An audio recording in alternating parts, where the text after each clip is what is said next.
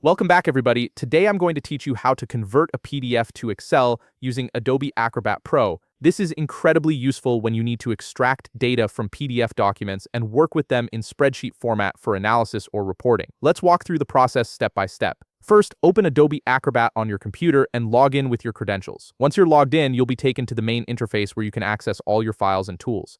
Navigate to Recent Files, which you'll typically find in the main menu or home screen. This section displays all the documents you've been working with lately. From here, select the PDF file you want to convert to Excel. Click on it to open the document in the viewer. Now that your PDF is open, look at the upper left toolbar. You'll see several options available for working with your document. Click on Convert. This is the feature that allows you to transform your PDF into different file formats, making it one of the most powerful tools in Adobe Acrobat Pro.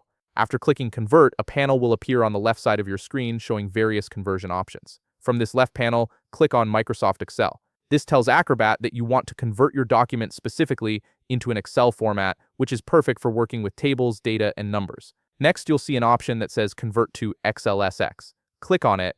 XLSX is the standard Excel file format that preserves all formatting and formulas, ensuring your data transfers cleanly into a workable spreadsheet. A dialog box will now appear asking you where you want to save the converted file. Select the folder you want it to save in. Choose a location that makes sense for your workflow, whether that's your desktop, documents folder, or a specific project directory. This step ensures you can easily find your file later without having to search through multiple folders. Before finalizing, you'll have the option to rename the file if needed.